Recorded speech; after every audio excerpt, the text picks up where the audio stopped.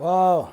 Boa noite, pessoal. Estamos juntos aí mais uma vez, dando continuidade ao nosso tempo de oração e jejum em resposta à convocação feita para oração e jejum global. Muito bom poder estar aqui com você. Legal o pessoal que está chegando aí. Hoje eu gostaria de começar orando, ok? E depois eu quero conversar um pouco com você a respeito da realidade do reino de Deus que Jesus trouxe e que está entre nós e que nós estamos vivendo nele e como nós interagimos a partir dessa realidade frente à situação que nós estamos vivenciando. Vamos lá? Vamos orar, vamos começar orando. Como foi o seu dia? Como foi o seu tempo com Deus? O meu foi muito especial, muito bom. Passei um dia todo na presença do Senhor, procurando ouvir a sua voz, discernir a sua direção. Vamos orar juntos agora e daqui a pouco a gente começa a conversar um pouquinho a respeito da palavra de Deus. Vamos lá? Pai amado, nós queremos te agradecer. Nós bendizemos ao Senhor, nós te louvamos, nós exaltamos o teu santo nome. Louvado seja o Senhor. Louvado seja o Senhor. No meio de situações como essas que nós estamos vivendo ou diante de situações tranquilas, nós escolhemos olhar para o Senhor. Olhamos para o alto e sublime trono. Elevamos nossos olhos para o monte, de onde nos irá o socorro. Nosso socorro vem do Senhor, que fez os céus e a terra. O trono da história não está vazio. A ti que assenta no trono, nós exaltamos. A ti que assenta no trono, nós dizemos: Santo, Santo, Santo é o teu nome. Toda a terra está cheia da tua glória. Aleluia. Louvado seja o Senhor. Louvado sejas o teu nome. Pai amado, nós rogamos que venha o teu reino, que venha o teu reino, que a tua vontade seja feita na terra, assim como ela é realizada no céu. Em nome de Jesus, livra-nos do mal. Em nome de Jesus, livra-nos do mal. Proteja-nos do mal, Senhor. Proteja-nos, ó Deus amado. Em nome de Jesus, proteja-nos. Em nome de Jesus, nós precisamos de Ti, Senhor. Nós precisamos de Ti. Em nome de Jesus, derrama sua graça, derrama o seu poder, derrama o seu amor, derrama a sua autoridade, Senhor, sobre nós, sobre nossas vidas. Em nome de Jesus, vem, Espírito Santo. Nós rogamos mais de Ti, Senhor, mais da Tua presença. Em nome de Jesus, dá-nos mais da Tua graça, Senhor. Em nome de Jesus, nós exaltamos e glorificamos o Senhor. Espírito Santo de Deus, move-se em nós. Espírito Santo de Deus, Tu que és o Consolador, nós pedimos, vá ao encontro daquelas pessoas que estão com entes queridos afetados por esse vírus. Em nome de Jesus, traz consolo ao coração delas. Renova a esperança na vida de cada um. Em nome de Jesus, derrama teu poder de cura, de libertação. Senhor, Tu que assentas no trono, ordena aos teus anjos que corram pelo mundo, trazendo a destruição desse vírus em nome de Jesus. Em nome de Jesus. Senhor, como diz o profeta Abacuque, ainda que a figueira não floresça, ainda que a oliveira minta, ainda que não haja bois no curral, nem ovelhas nos pastos, nós confiamos no Senhor. O Senhor é o nosso Salvador. O Senhor é o nosso Deus. Obrigado pela vida. Obrigado pela vida eterna e abundante que o Senhor tem nos dado em Cristo Jesus. Senhor, há tantas pessoas que ainda não sabem disso e precisam saber. Em nome de Jesus, levanta a tua igreja com coragem, com ousadia. Nascemos para um tempo assim. Se estamos aqui é porque o Senhor deseja que, como parte do teu povo, nós sejamos a tua resposta para aquilo que está ao nosso redor. Queremos ser a tua luz, ó Senhor, a brilhar. Enquanto estivermos no mundo, somos a luz do Senhor no mundo. Foi o que nos disse Jesus. Nós pedimos que o Senhor traga sabedoria aos governantes para que eles possam tomar decisões que não tragam, Senhor, implicações e complicações maiores para a vida das pessoas, por causa do medo deles, por causa do pânico deles, por causa do desespero deles. Em nome de Jesus. Senhor, nós pedimos por aqueles que já estão sendo afetados economicamente por essa situação, Senhor. Em nome de Jesus.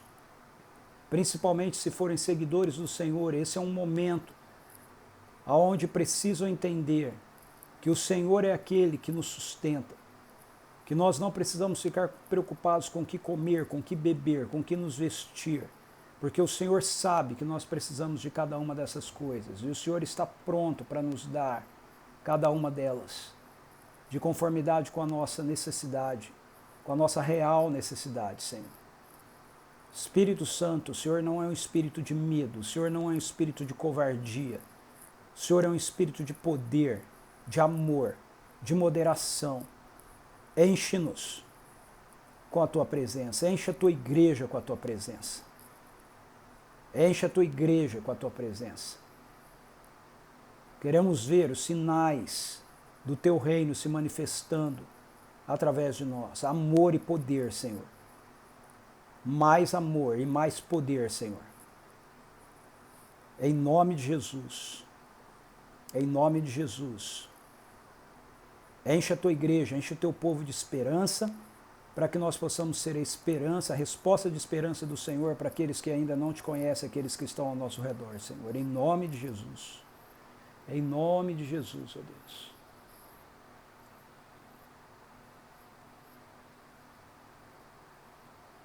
Obrigado, Pai. Obrigado, Pai. Aleluia. Aleluia. Santo, santo, santo é o Senhor. Santo, santo, santo é o Senhor. Em nome de Jesus. Amém. Amém. Ok, pessoal. Vamos lá. Eu quero conversar com você um pouquinho essa noite a respeito do reino de Deus, a respeito de Jesus, a respeito do que Jesus veio fazer, o que Ele veio realizar entre nós aqui e como nós devemos responder uma situação como essa, como filhos do reino, como agentes do reino. Bom, antes de mais nada, eu gostaria de compartilhar um pouco com vocês. Eu sei que nós temos pessoas de várias partes diferentes do nosso país e eu sei que essa situação do coronavírus tem gerado um transtorno ao redor do mundo e tem gerado um transtorno ao redor da nossa nação aqui, em muitas cidades, a região que eu estou aqui mesmo. Os prefeitos, os líderes têm tomado posições cada vez que demonstram que eles estão mais e mais assustados. E, novamente, eu quero dizer, como eu disse ontem, que eu compreendo isso, que eu acho que isso é muito natural quando parte da sociedade, quando parte do mundo, mas eu entendo ser muito estranho quando esse medo, essa ansiedade, ela é correspondida ou ela é respondida pela igreja. Eu quero lembrar-nos a respeito do fato de que, como igreja, nós somos o corpo de Cristo. O apóstolo Paulo nos diz isso. Jesus é a cabeça e nós somos o corpo de Cristo. Então, nós estamos aqui nesse mundo representando a presença de Jesus. Jesus manifesta-se hoje, não exclusivamente, mas principalmente, prioritariamente, através da sua igreja, através do seu corpo, que é a igreja. O que nós estamos experimentando, o que nós estamos vivendo, como a gente pode explicar isso, ou como nós podemos, talvez não explicar, mas como nós podemos entender isso dentro do contexto da realidade do reino de Deus. Quando Jesus, eu gostaria de começar lendo um texto para a gente.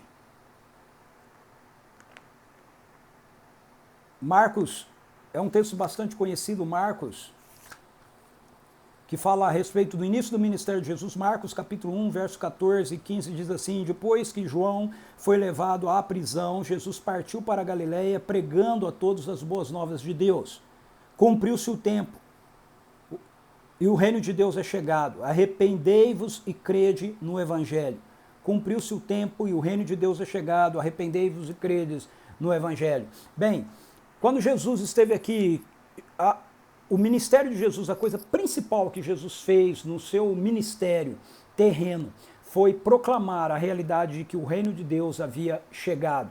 O que significa isso? O que significa essa expressão reino de Deus? O reino de Deus tem a ver com o reconhecimento de que Deus tem a sua esfera de autoridade e de governo estabelecido.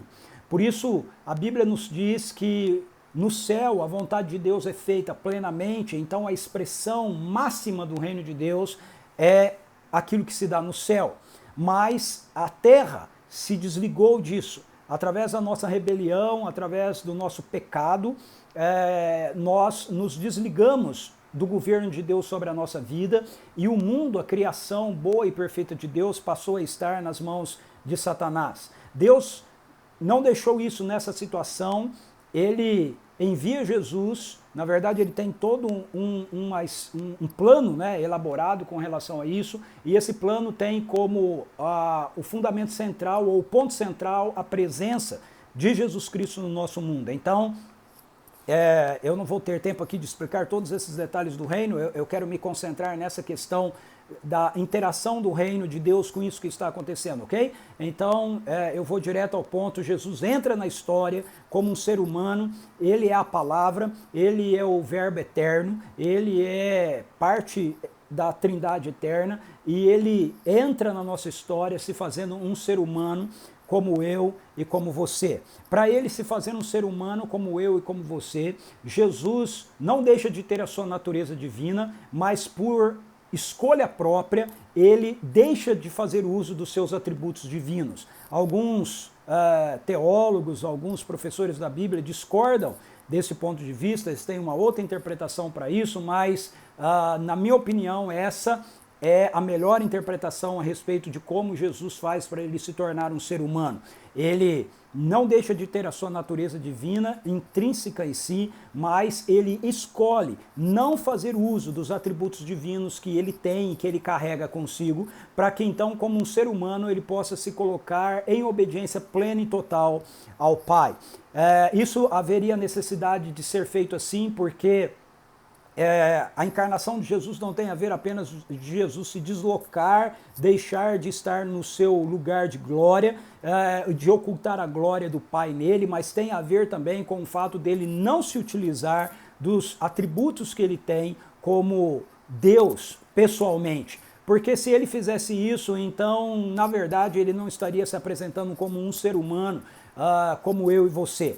O que Jesus faz, então, é, apesar de ter os atributos divinos, não fazer uso desses seus atributos divinos. A melhor maneira da gente perceber isso tem a ver com a própria questão da sua onipresença. Uma vez que ele se torna um ser humano, ele abre mão de utilizar da sua onipresença. Como um ser humano, ele não pode estar presente mais que um lugar, ele tem que estar presente em um único lugar, e é isso que Jesus faz. E é isso que ele faz também com relação aos demais atributos. Então, ele vive a sua vida até os seus 30 anos de idade como um ser humano, como um judeu que está vivendo debaixo da velha aliança, em obediência à lei, fazendo tudo aquilo que era prerrogativa da lei, sem desobedecer absolutamente nada em relação à lei. Então, aos seus 30 anos de idade, Jesus vai ser batizado por João. João era primo de Jesus, e quando João Batista batiza Jesus, então a Bíblia nos diz que o Espírito Santo vem sobre ele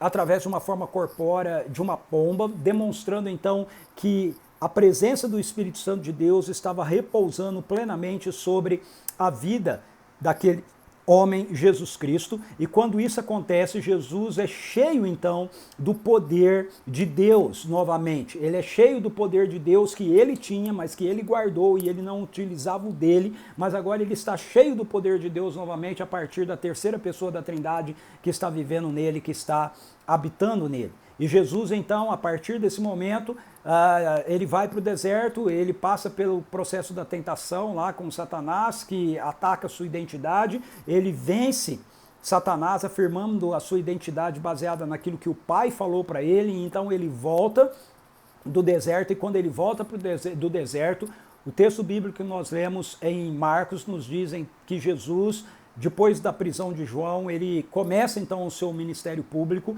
e no seu ministério público Jesus começa pregando, dizendo: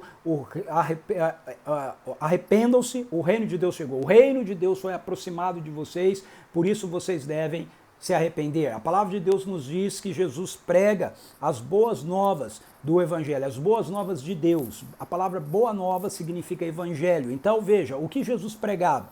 Jesus pregava a respeito do reino de Deus. Essa é a boa notícia de Deus que Jesus traz. A boa notícia de Deus que Jesus traz é: chegou o momento, o reino de Deus foi aproximado de vocês. O reino de Deus chegou, o reino de Deus está aqui, o reino de Deus se tornou uma realidade presente dentro desse mundo marcado pela queda, dentro desse mundo marcado pelo caos. E então Jesus, diante disso, chamava as pessoas ao arrependimento. É importante a gente olhar para os evangelhos e a gente ver a vida de Jesus atuando, e como Jesus realiza a proclamação do evangelho do reino, como ele proclama o reino de Deus, como ele ministra a respeito do reino de Deus. Quando a gente lê os evangelhos, a gente vai perceber então que Jesus, quando ele prega sobre o reino de Deus, ele não prega apenas com palavras, mas ele demonstra através das suas ações a realidade de que o reino de Deus chegou. Então seria mais ou menos assim: Jesus, ele anuncia o reino, ele proclama a respeito do reino, ele diz: ei, o reino de Deus está aqui, o reino de Deus chegou, o reino de Deus foi aproximado de vocês. Essa palavra aproximado não é no sentido temporal, é no sentido físico, significa que você poderia estender as mãos e tocar nas realidades do reino de Deus. Isso porque Jesus é o Senhor do reino, e Jesus, através da vida dele, está trazendo a presença do reino de Deus do céu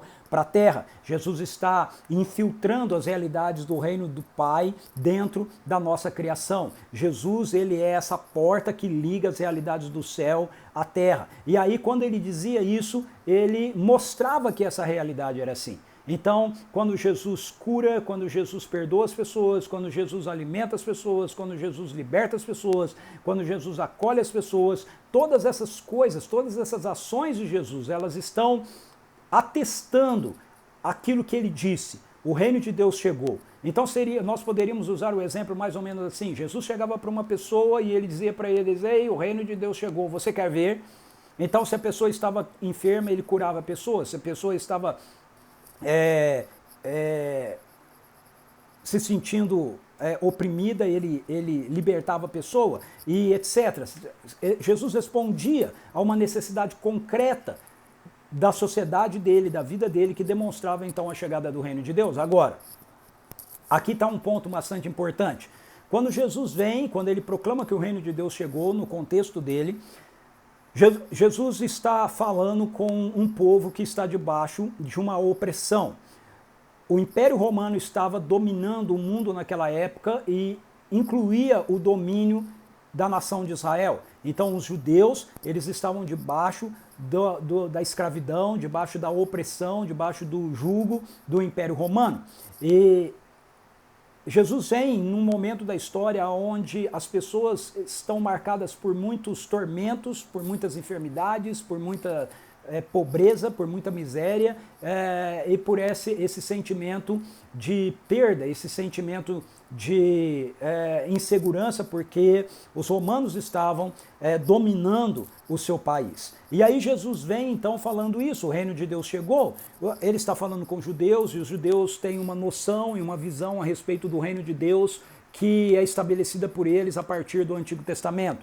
Para que você possa entender o efeito daquilo que Jesus está falando, quando ele diz o reino de Deus chegou, você precisa entender como um judeu pensava a respeito do reino de Deus. Na época de Jesus, na época que Jesus viveu aqui, o grande referencial, o grande modelo do reino de Deus que estava presente na mente, no coração dos judeus, era o governo, o reinado de Davi.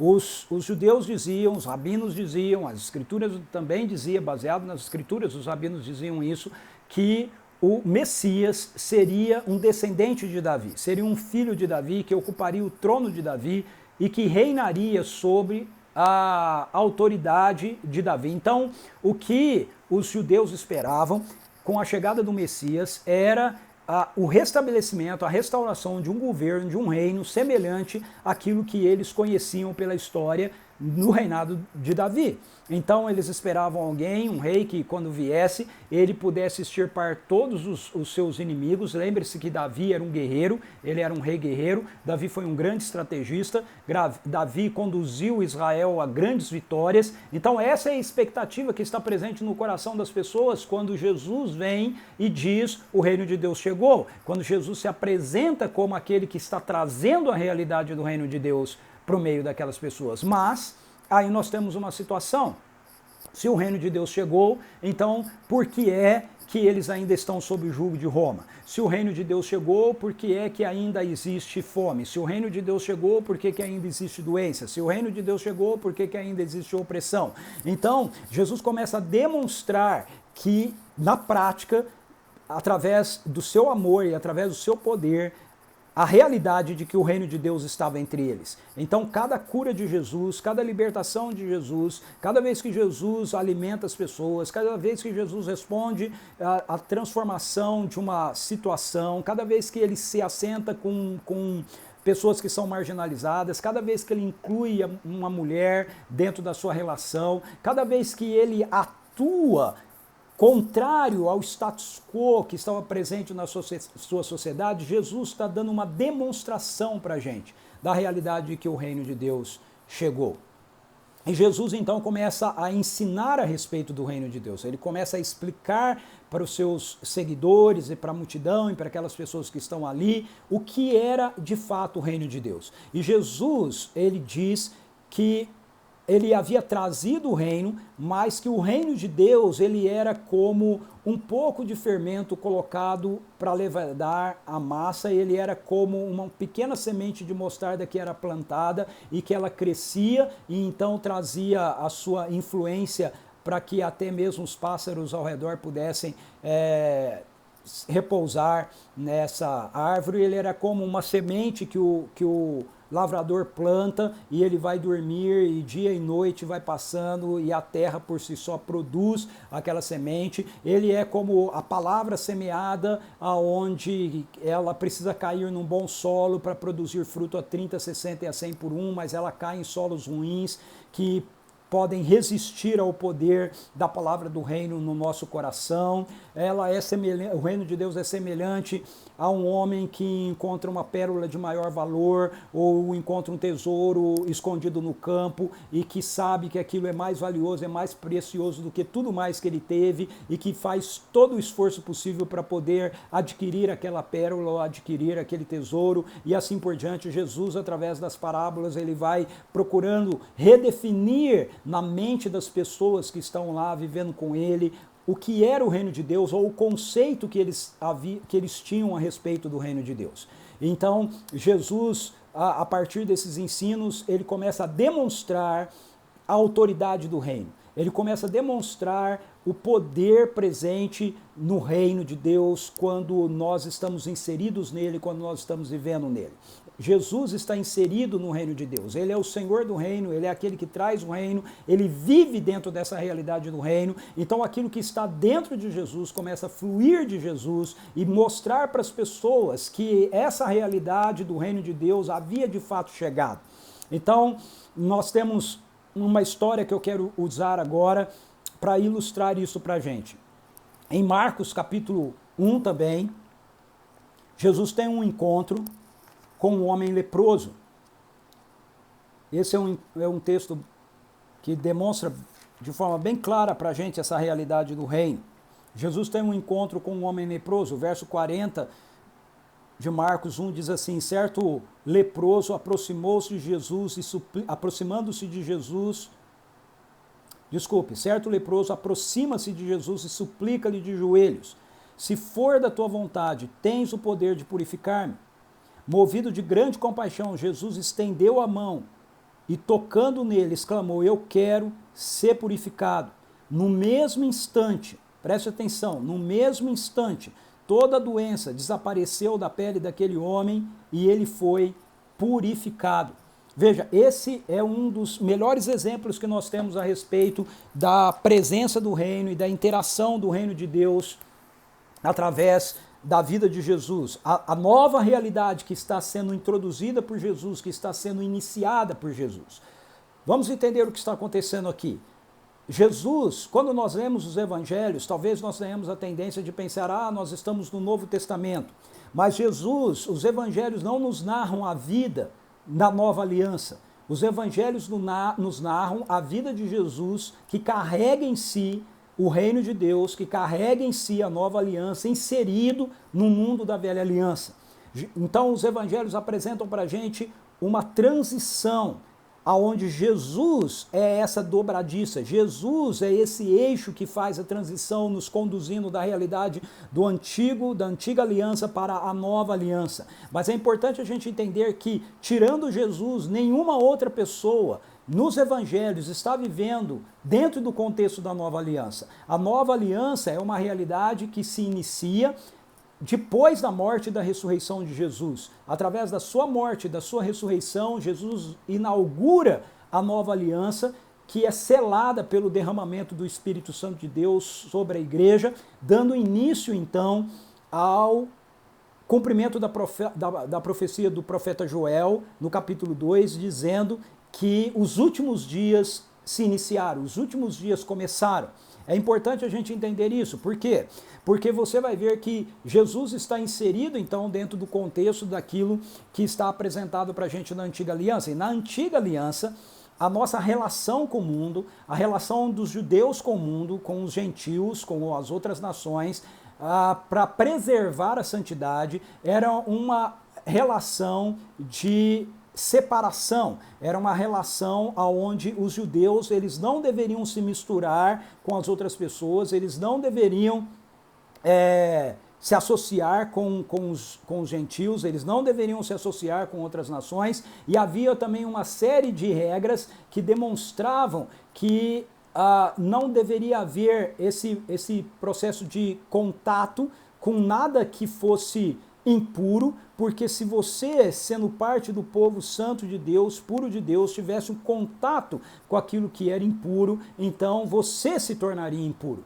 E uma dessas situações está relacionado aos leprosos. Os leprosos, eles eram pessoas que tinham doenças de pele, nem todo leproso da época de Jesus de fato era um leproso, qualquer tipo de doença de pele era considerado como lepra na época de Jesus, mas fosse como fosse, qualquer pessoa que tivesse em si carregando uma enfermidade na sua pele, ele era visto como então uma pessoa imunda, ele era visto como alguém que um judeu ou uma pessoa do povo de Deus não deveria se associar, não deveria tocar, justamente para impedir que aquela doença pudesse se proliferar, pudesse se transformar numa epidemia, pudesse se transformar numa pandemia. Parecido com alguma coisa que nós estamos vivendo? Pois é, mas aí o que acontece? Esse leproso chega diante de Jesus. E esse homem, diz o texto, ele vem até Jesus e ele se ajoelha diante de Jesus e ele tem uma convicção e ele tem uma dúvida. A convicção que ele tem é que Jesus tem poder suficiente para curá-lo. Isso certamente se deve pelo fato de que o texto de Marcos nos diz que Jesus já vinha realizando curas, Jesus já vinha demonstrando, através das suas curas, a chegada do reino de Deus, a realidade de que uma nova era havia se iniciado, um novo reino havia sido infiltrado dentro dessa realidade de uma era má. E esse homem sabia disso, e ele sabia que Jesus tinha poder para curá-lo. Essa é a sua convicção, essa é a sua certeza. Qual é a sua dúvida? A sua dúvida é se Jesus era bom o suficiente, se Jesus tinha compaixão suficiente para fazer isso por ele. Então esse leproso diz para ele: Senhor, eu sei que tu tens poder, eu não sei se o Senhor quer usar o seu poder em meu favor. A maneira que isso está colocado no texto bíblico é: Senhor, se quiseres, podes purificar-me. Se quiseres, pode purificar-me. Muitas e muitas vezes a gente toma isso como uma uma forma de oração a Deus, dizendo: Deus, se o Senhor quiser fazer tal coisa, o Senhor pode fazer. Mas veja, para o leproso, essa colocação não é uma colocação onde ele está em dúvida se Jesus quer ou não quer fazer, é uma colocação se Jesus tem compaixão suficiente para fazer. Como a gente sabe disso? O próprio texto mostra isso para a gente. No versículo seguinte diz que Jesus, tomado de compaixão, estendeu as mãos, tocou nele e disse: quero, fique limpo. Vamos parar por um momento aqui. Quando a gente lê os evangelhos, a gente vê que Jesus curou pessoas de muitas maneiras diferentes. Jesus curava pessoas tocando nelas, mas Jesus também curava pessoas que nem estavam na presença dele. Como, por exemplo, o servo do centurião, que o centurião vem e diz para ele: Senhor, tu tens autoridade, se mandar o meu servo vai ser curado. Jesus diz: então ele está curado. Como a filha da mulher Cirofenícia, que está possessa, e ela vem e diz para Jesus: os cachorrinhos comem das migalhas que caem da sua mesa. Ele diz: mulher, vai embora, a sua filha já está sã. Muitas vezes Jesus diz uma palavra e uma realidade alterada, como, por exemplo, quando ele diz para aquele paralítico que é descido na sua presença pelos 4 homens: levanta, toma o teu leito e vai para a tua casa. Ou como ele diz para o paralítico em Betesda, no tanque de Betesda: levante e ande. Então, o que eu quero mostrar com isso é que Jesus não precisava tocar naquele homem. Jesus não precisava tocar nele. Jesus poderia apenas dizer para ele: eu quero, fique limpo. E ele ficaria limpo e a sua lepra teria sido resolvida, a sua doença teria sido resolvida e ele iria para casa. Então a pergunta é: por que Jesus toca nele? Se é assim, por que Jesus toca nele? Deixa-me dar outro exemplo de Jesus curando agora leprosos sem ele tocar neles. Tem um texto de Lucas que diz que 10 leprosos vêm até Jesus e pedem para ser curados. Jesus diz para eles: vão e apresentem-se ao sacerdote. Enquanto eles vão, no caminho eles são curados. Jesus não tocou neles. Por que aqui Jesus toca naquele leproso? Porque ele tinha dúvida a respeito da sua compaixão. Ele tinha dúvida a respeito da sua bondade. E um leproso não era uma pessoa que carregava apenas uma doença na sua pele, uma doença que poderia ser contagiosa, uma doença que poderia ser transmissível. Um leproso também era uma pessoa isolada na sociedade. Querido, eu quero que você pare e pense bastante a respeito disso. Um leproso também era uma pessoa isolada na sociedade. Um leproso era uma pessoa que não podia sair de casa. Um leproso era uma pessoa que não poderia ter contato com os outros. Um leproso era uma pessoa que não poderia ter contato com os outros, não porque os outros estavam preocupados com ele, mas porque os outros estavam preocupados consigo mesmo. Então, Jesus, quando toca naquele homem, quando diz para ele: quero, fica limpo, e para purificá-lo, toca naquele homem, Jesus não está apenas trazendo para ele uma cura física, mas Jesus também está trazendo para ele uma cura emocional, e Jesus também está trazendo para ele uma cura social. Jesus está inserindo-o novamente dentro do contexto da realidade, da sociedade. Tanto é assim que Jesus diz para ele, depois que ele é curado, para ele ir se mostrar ao sacerdote. Por quê? E oferecer a oferta. Por quê? Porque o sacerdote era aquele que poderia reconhecer que a pandemia tinha acabado, que a epidemia tinha acabado, que a lepra tinha terminado, que aquele homem poderia novamente voltar para a sociedade. Veja, eu quero que você me entenda. Eu não estou aqui sendo contra nós tomarmos ações e atitudes que possam de fato promover o cuidado para evitar a transmissão desse vírus que nós estamos enfrentando. Mas o que eu quero questionar aqui é se nós como comunidade, se nós como igreja, se nós como corpo de Cristo, se nós como povo de Jesus, se nós como aqueles que têm as mãos de Jesus, temos compaixão suficiente para tocar nas pessoas que precisam ser tocadas. Temos compaixão suficiente para acolher aqueles que precisam ser acolhidos.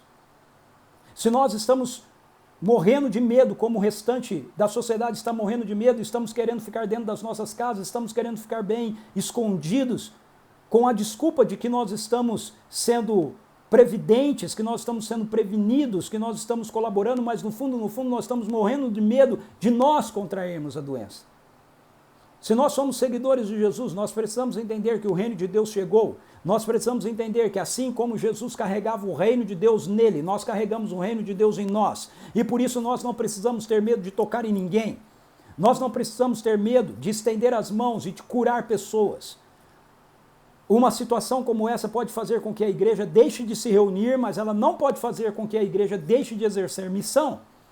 Eu não estou dizendo que nós temos que promover uma campanha de evangelismo e sair todo mundo para a rua para evangelizar. Eu estou dizendo que cada um de nós, dentro do nosso próprio contexto, às vezes dentro da nossa própria casa, às vezes dentro do nosso condomínio, na nossa vizinhança, em contatos que nós temos com pessoas, nós não deveríamos ter medo de fazer aquilo que Jesus mandou a gente fazer, de representá-lo, de dizer, Jesus tem poder e Jesus é bom, ele vai te curar.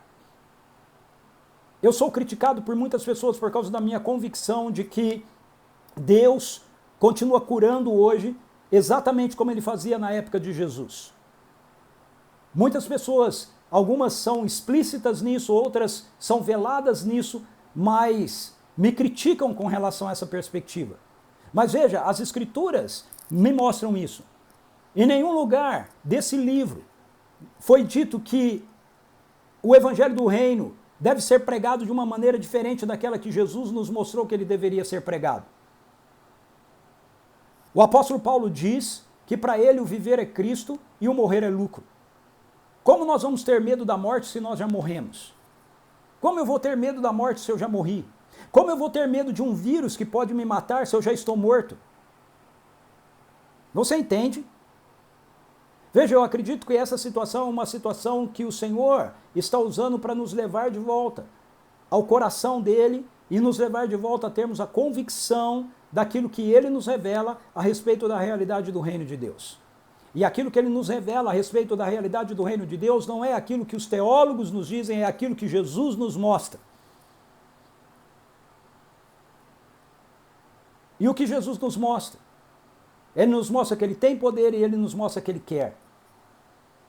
Ele nos revestiu de autoridade e poder e ele nos enviou como os embaixadores do seu reino para proclamar o reino de Deus em palavras e em obras. Então nós precisamos continuar amando as pessoas, nós precisamos continuar servindo as pessoas, nós não podemos ter medo de um vírus a ponto dele paralisar-nos no que diz respeito a sermos o povo de Deus em missão no mundo.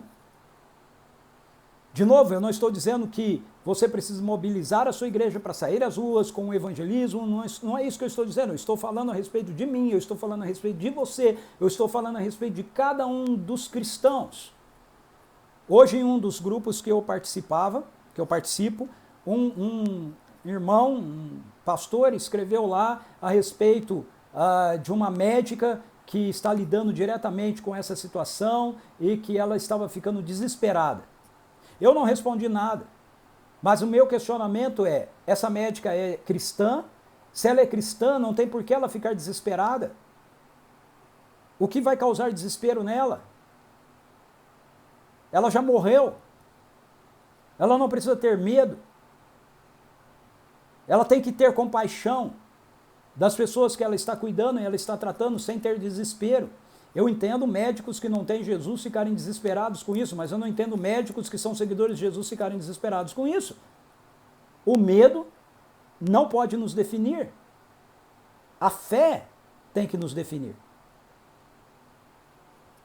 Em contrapartida, uma outra pessoa, uma mulher da minha igreja, compartilhou num dos nossos grupos hoje que um vendedor desses sacos plásticos, sacos de lixo, foi até a casa dela vender para ela e ela atendeu a pessoa e ela compartilhou o evangelho de Jesus com aquela pessoa. E ela orou por ela e ela disse assim, na hora de orar eu pensei, eu não vou pôr a mão nele, mas depois eu pensei, não, eu vou pôr a mão sim. E ela colocou a mão sobre os ombros dele e orou por ele e compartilhou o evangelho com ele e aquele homem se ajoelhou com ela e entregou a vida de Jesus na porta da casa dela. Na porta da casa dela. Veja, é disso que eu estou falando. Eu estou falando sobre nós sermos o povo de Deus em missão no mundo e nós estarmos em circunstâncias as mais diversas, onde a gente precisa dizer para as pessoas, ei, Jesus continua sendo Jesus, ele continua tendo toda a autoridade, ele continua tendo todo o poder e ele continua demonstrando toda a compaixão e todo o amor dele por você, por um mundo carente, caído, ferido, machucado, você quer ver? E aí você ser a manifestação disso para a vida da pessoa. Eu ser a manifestação disso para a vida da pessoa. Por quê? Porque o reino de Deus chegou. Agora, Jesus diz isso, o reino de Deus chegou, e ele vai demonstrando então a presença e o poder do reino. E aí nós podemos nos questionar, bom, se o reino de Deus chegou, e se Jesus é cheio de compaixão, e se ele é bom, e se ele tem todo o poder, então, por que a gente vê situações ainda como essa? Não apenas como essa, por que a gente ainda vê enfermidades? Por que a gente ainda vê a maldade? Por que a gente ainda vê a violência? Por que a gente ainda vê a discriminação? Por que a gente vê tanto caos ao nosso redor? A melhor maneira de explicar isso é a gente entender a realidade daquilo que Jesus fez como algo estabelecido em dois momentos, porque essa é a visão do Novo Testamento sobre o reino de Deus. Veja, Jesus vem, e quando ele vem, ele estabelece o reino de Deus, ele inicia a presença do reino entre nós, mas esse reino que chega entre nós só vai ser manifestado na sua plenitude quando Jesus retornar a segunda vez. Então, nós estamos vivendo entre tempos, entre a chegada do reino e a finalização do reino. A melhor explicação, a melhor ilustração que a gente tem disso, que eu já li sobre isso, está num livro de um teólogo chamado Oscar Cullmann, chamado Cristo e o Tempo, logo na sua introdução. Quando o Oscar Cullmann vai explicar a respeito dessa realidade do que Jesus Cristo fez quando ele veio a primeira vez, estabeleceu o reino de Deus, aproximou o reino de Deus, inseriu a realidade do reino de Deus dentro do nosso contexto. Ele usa o exemplo da Segunda Guerra Mundial, quando as forças aliadas, no dia 8 de junho, 6 de junho, no chamado Dia D, invadiu as praias da Normandia e ganhou aquela batalha e estabeleceu ali aquele território como um território conquistado pelas forças aliadas. Todos os historiadores atestam firmemente que, e passou-se a chamar esse dia de Dia D por isso, que essa batalha na Normandia das forças aliadas definiu a vitória da Segunda Guerra Mundial para as forças aliadas. No entanto, a guerra ainda continuou por quase um ano. Ela só terminou no dia 8 de maio de 1945, quando então foi decretado a derrota do nazismo, a derrota das forças que se opunham às forças aliadas. Esse dia foi chamado de Dia V. Então, Oscar Cullmann diz no seu livro que entre o dia D, que foi o dia da invasão da Normandia e que definiu quem havia ganho a Segunda Guerra Mundial, e o término da Segunda Guerra Mundial, entre esse período, foi o período onde a guerra foi mais intensa, mais violenta, e as forças aliadas tiveram suas maiores baixas. E aí ele diz, é isso que Deus, essa é a mesma realidade que Deus está fazendo na história. O dia D do reino de Deus aconteceu na primeira vinda de Jesus, através da sua morte e através da sua ressurreição. Através da vida de Jesus, através da sua morte, através da sua ressurreição, Jesus conquistou a vitória. Nós estamos agora aguardando o fim da guerra, que vai acontecer na sua segunda vinda. Mas entre a vitória conquistada por Jesus e o fim da guerra, que vai acontecer na segunda vinda, nós ainda estamos em guerra. É isso que nós precisamos compreender. É isso que muitas e muitas vezes a gente não entende, que nós estamos vivendo esse período aonde a guerra, estamos lutando do lado daquele que venceu a guerra, mas nós ainda estamos lutando porque nós ainda estamos em guerra. Nós estamos em guerra do lado de quem venceu, nós estamos participando da batalha do lado de quem venceu, não há a mínima sombra de dúvidas de que Jesus venceu e de que a guerra vai terminar com a vitória de Jesus. Eu já li o livro, é assim que a revelação de Deus nos mostra que a nossa história vai terminar com um novo céu e uma nova terra. Ela não vai terminar com caos, ela não vai terminar com um apocalipse virótico, ela não vai terminar com o domínio de qualquer outra religião, ela vai terminar com o domínio do Cordeiro, ela vai terminar com o leão da tribo de Judá rugindo, ela vai terminar com o Senhor Jesus, que é o Alfa e o Ômega, se levantando do trono e dizendo está consumado. Ela vai terminar com a noiva ataviada, linda, bonita, maravilhosa, dizendo com o Espírito, Maranata, vem Senhor Jesus. Ela vai terminar com o estabelecimento de um novo céu e de uma nova terra, aonde habita justiça, aonde não haverá mais lágrimas, aonde não haverá mais choro, aonde não haverá mais vírus. É assim que a nossa história vai terminar. Essa é a revelação que as Escrituras nos dão a respeito do reino de Deus. O reino de Deus chegou e o reino de Deus vai se manifestar na sua plenitude na segunda vinda de Jesus. E nesse período, todos aqueles que invocarem o nome do Senhor são salvos. E todos aqueles que invocam o nome do Senhor e que são salvos recebem o mesmo Espírito que estava sobre Jesus. O mesmo Espírito que habitou Jesus, o Espírito Santo de Deus, o Espírito de Jesus, o Espírito do Messias, é derramado sobre a igreja, é derramado sobre todo o povo de Deus, para que a gente viva nesse período em missão, para que a gente viva nesse período como luz do mundo, como sal da terra, para que a gente continue fazendo as obras que Jesus fez e obras maiores do que aquelas a gente possa realizar, a gente possa fazer. Mas sabe o que acontece? Acontece que ao invés da igreja olhar para as Escrituras e ela crer nas Escrituras, nós cremos mais naquilo que nós ouvimos nos noticiários. O meu filho mais novo escreveu algo que eu fiquei pensando e é muito verdadeiro. Por que que cristãos têm tanta resistência à fé em crer naquilo que a palavra de Deus nos diz, mas são tão credos em qualquer coisa que são ditas a eles? A partir dos noticiários.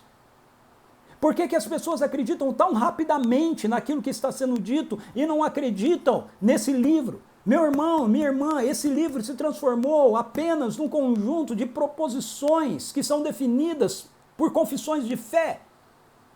Não são definidas nem por ele, são definidas por aquilo que pessoas ao longo da história juntaram como doutrinas, como caixas de doutrinas. Ao invés de olhar para os livros e falar, eu creio naquilo que está aqui, naquilo que está escrito aqui, eu vou viver de acordo com essa realidade. Então, como muitos não compreendem essa realidade do já e do ainda não do reino que eu acabei de escrever aqui, alguns tomam a posição com relação ao ministério terreno de Jesus, a manifestação do reino de Deus sendo feita por Jesus como algo que ficou no passado. Sinais e maravilhas, milagres, tocar no leproso, não pode mais acontecer hoje. Aconteceu com Jesus, aconteceu com os primeiros leprosos, mas hoje a gente não pode mais fazer isso. Por quê? Porque não entendem, porque olham ao redor e vem vírus, vem enfermidade, vem a morte, vem o caos.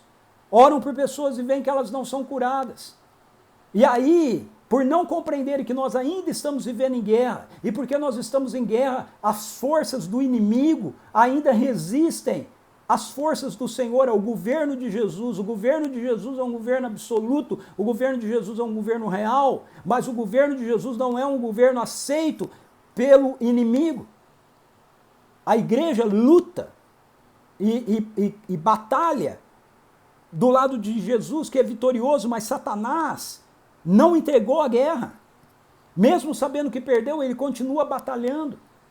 E porque as pessoas não compreendem esse cenário que é tão claro no Novo Testamento, o apóstolo Paulo diz que a nossa luta não é contra carne e sangue, mas é contra principados e potestades nas regiões celestiais. O apóstolo Paulo diz que nós enfrentamos, nossas armas não são carnais, mas elas são poderosas em Deus para destruir fortaleza, anular sofismas. O apóstolo Paulo diz que nós não devemos nos deixar iludir pelos desígnios de Satanás. O apóstolo Paulo diz que ele não quer que nós sejamos enganados, assim como a serpente enganou Eva. Ou seja, isso só citando o apóstolo Paulo, eu poderia citar o apóstolo Pedro, que diz que o diabo é o nosso adversário que está ao nosso redor, eu poderia citar Judas, eu poderia citar Apocalipse, eu poderia citar João. Ou seja, o Novo Testamento nos mostra que nós vivemos num contexto de conflito, nós vivemos num contexto de guerra. O reino de Deus chegou, a realidade do reino de Deus está aqui, mas o reino de Deus é conquistado à força. Ou seja, nós continuamos em guerra, nós continuamos precisando proclamar o evangelho, anunciar a autoridade e o poder de Jesus, chamar as pessoas ao arrependimento, manifestar os sinais do reino, para que as pessoas saibam que o reino de Deus chegou, que o reino de Deus está aqui. E nós fazemos isso curando pessoas, libertando pessoas, abraçando pessoas, amando pessoas, servindo pessoas, com sabedoria, com prudência, mas com ações. Não é se escondendo, não é tendo medo, não é correndo. Não é. Eu não tenho nenhum problema com nossas igrejas deixarem de se reunir, deixarem de fazer cultos. Para mim isso não tem nenhum problema, de fato. Eu gosto muito de nós nos reunirmos, eu gosto muito de nós estarmos juntos e celebrarmos e adorarmos a Deus juntos, mas isso, o fato de não nos reunirmos por um tempo, de não podermos nos reunir por um tempo, não para a igreja. Mas nós deixarmos de fazer missão por medo para a igreja. Nós deixarmos de sinalizarmos a realidade do reino de Deus, de proclamar o reino de Deus chegou, você quer ver, isso para a igreja. E a igreja não pode ser parada. A missão não deve ser parada. O que Jesus nos diz, o que Ele nos diz. Por isso é tão importante esse tempo de jejum e de oração. Hoje eu estava conversando com uma pessoa, e eu acabei não dizendo isso para ela, mas ela me fazia algumas colocações, eu achei que melhor não questionar, mas eu pensava comigo mesmo, ok, nós sabemos muito bem o que o governador do estado de São Paulo está falando, o que o Donald Trump está falando, o que a OMS está falando, o que as nossas autoridades de saúde estão falando, e devemos saber, é muito bom, a gente precisa estar informado, a gente não deveria ficar mandando em um WhatsApp mensagenzinhas que a gente fica recebendo dos outros, a gente deveria seguir apenas e tão somente a comunicação oficial que vem dessas pessoas. Eu não tenho nada contra isso, mas a minha questão é, no meio disso tudo, nós sabemos o que Deus está falando?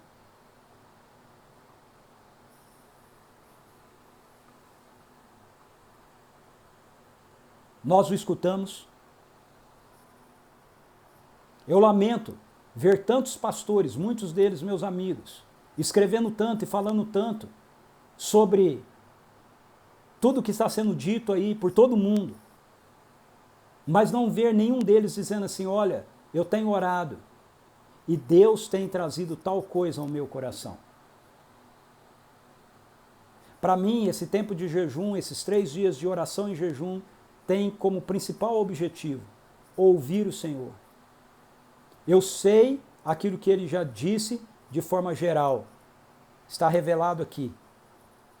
E parte disso é ide por todo mundo, pregar o evangelho a toda criatura. Façam discípulos de todas as nações. Orem pelos enfermos. Cure os enfermos, ressuscitem os mortos, purifiquem os leprosos. Isso está claro aqui. Não tem nenhum parênteses em qualquer um dessas ordens de Jesus dizendo assim, exceto se vocês tiverem algum tipo de dificuldade, exceto se a vida de vocês correr risco. Não, ao contrário. Ele diz, eu vos envio como ovelhas por meio de lobos. Vocês serão perseguidos por minha causa. Ao contrário, o apóstolo Paulo diz, para mim o viver é Cristo, o morrer é lucro. Já não sou eu quem vive, mas Cristo vive em mim. Essas são revelações da palavra de Deus objetivas, elas são claras, elas estão reveladas, elas são o logos de Deus para todos nós, para toda a igreja. Mas eu também quero entender o sussurro de Deus. Eu quero entender não apenas a vontade de Deus revelada aqui, mas eu quero entender os segredos do coração de Deus que ele me diz no Salmo 25:14, que ele vai compartilhar com aqueles que o temem, aqueles que buscam intimidade com ele. Então, se tem alguma coisa que esse momento precisa nos ensinar como igreja, é que nós precisamos, de fato, nos aquietarmos para ouvirmos a voz de Deus. Eu gostaria muito de poder dizer para você nesse momento aqui, eu tenho orado e o Senhor falou tal coisa comigo, mas Ele não falou nada até agora comigo. Mas esse tem sido o meu principal objetivo nesse tempo de jejum e oração. Senhor, fala. Eu estou ouvindo.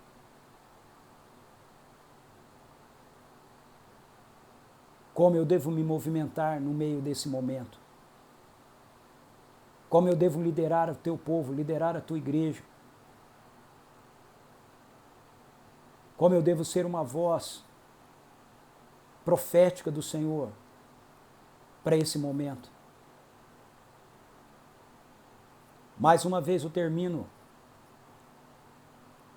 o nosso encontro dizendo, irmãos e irmãs, nós precisamos nos arrepender.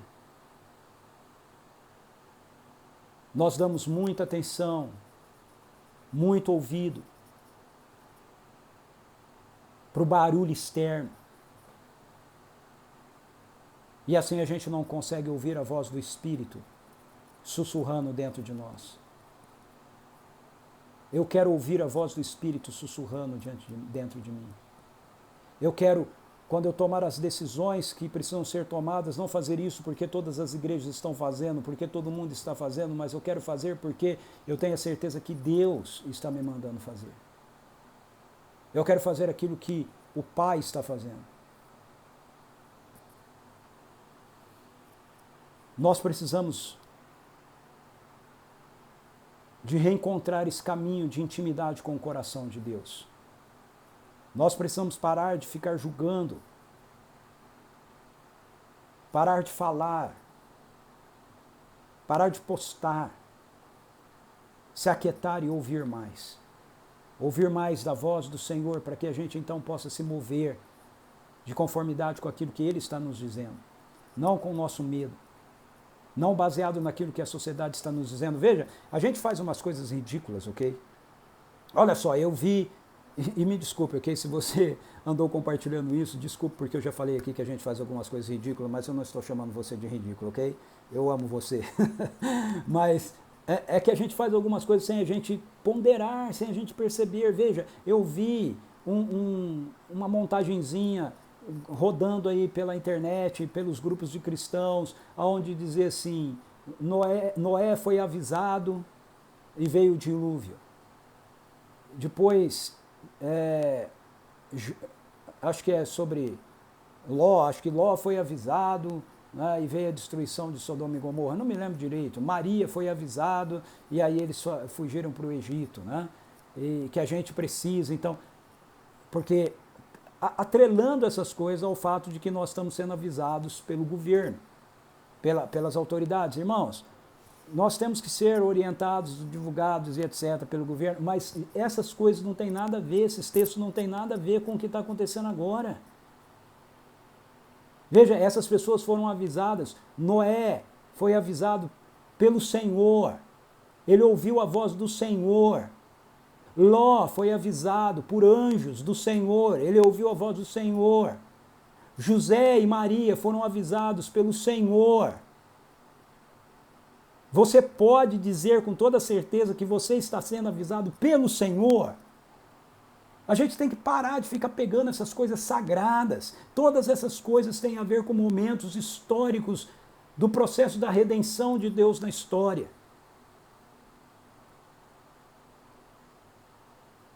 Você entende?